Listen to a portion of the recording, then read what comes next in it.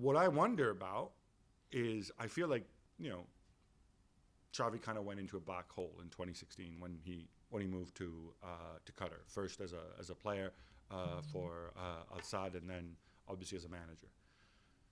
I don't know. I'm not in a position to evaluate the job he did there. But you've seen some clips, right, of the way they play. I've seen stuff. Yeah, I've seen people passing the ball and scoring goals. But I also know that in the Qatari league, I think there's 3 teams: Al Sadd, this is really granular. I don't even know how to pronounce it, and one other who generally have more money and bigger budgets, and owners are more interested in it, and they're better run and better organized, and they tend to win. He's won 1 title in the 3 years he's there. I'm not in any position to judge. My concern to some degree is he's been away from Europe since 2016. He's a super bright guy. The opportunity to spend some time with him back as a player. He's super, super smart. Yeah. But equally, some of the warning signs. Other than Al Sadd, he has only ever played for the same club. He's played for different managers, but again, all managers who've been kind of in that Barcelona mold, right? With the exception possibly of Van Gaal, who still, when he was there the first time around, really tried to play that type of football. But the others, whether it's Rijkaard or Guardiola, obviously Luis Enrique. I'm just wondering, how long will the adjustment period be? And are we potentially heading towards another Pirlo situation? I think it's a win-win situation for him. And that's why he will take the job. I think he cannot lose. If things don't go great, Koeman has left him a mess anyway. The club is a mess right now. It's a transition period that has been going on for 18 months. There's so much to do. This is a team that has lost confidence, and we saw that in the Rayo game completely. Not as strong as the teams in the past. So if it doesn't go well, it's easily Koeman's fault. If it goes well, and it can go well, because I think this is a guy who can inspire this team, not like Koeman did. But Xavi comes in with all the aura, the charisma, the know-how, because again, this is, that DNA that we were talking about, he's got it.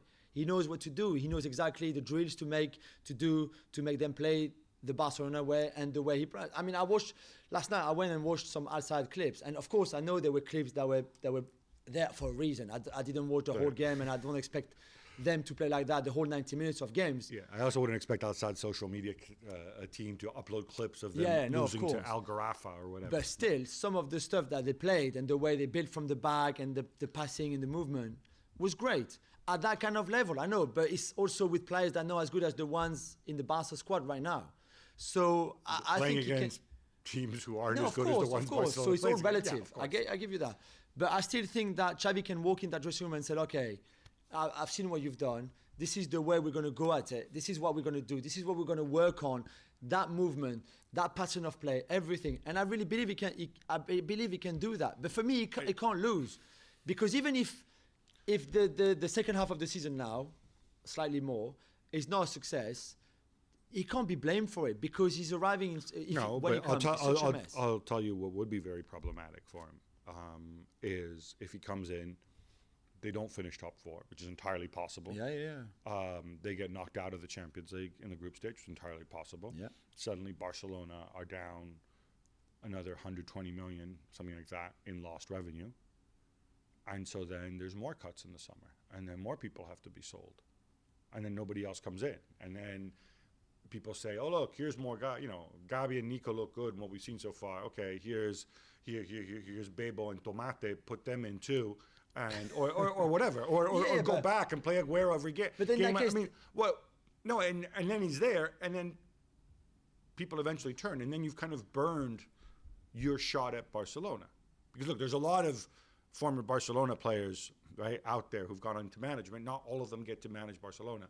Yeah. I think Xavi's a smart guy. I think he will have done his homework. I would hope. First thing I do is I say, Johan, I want to see all the books at the club. I want to know what the plan is in terms of technical director, whatever else. And I'm going to take all these books, all this accounting stuff, and I'm going to give it all to these accounting nerds over here, and they're going to tell me if you're telling the truth. Because frankly, there's no reason to trust so much about this club because of the way it's been run. It's because of the way it's been run, right? Yeah. Laporta has to go and earn trust. Yeah. I know he didn't create most of the mess, but he still needs to earn trust in that sense. Definitely. Because we saw how the Messi thing played out. We saw how the Griezmann thing played out. He needs to earn trust, right? I just wonder, and I say this as somebody who really, really likes Xavi, whether maybe the best thing for him wouldn't have been an intermediary step in Europe rather than jumping straight into a dumpster fire. Okay, but then Pep, you've got examples and counter examples and everything. Yeah, Pirlo didn't work out, and maybe Pirlo wasn't ready. But Pirlo, apart from a few games with the under-19s at Juventus, had no experience whatsoever, not even in Qatar. Yeah. And Pep with the B team at Barcelona, and there's other examples that have worked to do the way Barca is doing the Xavi way, and others that show that it didn't work. Well, But just to go back on your point, I'm not making the analogy with Pep. I'm sorry. I'm not buying that analogy because Pep took over a team that had won the Champions League 3 years before. That was not in a financial mess. That had Lionel Messi.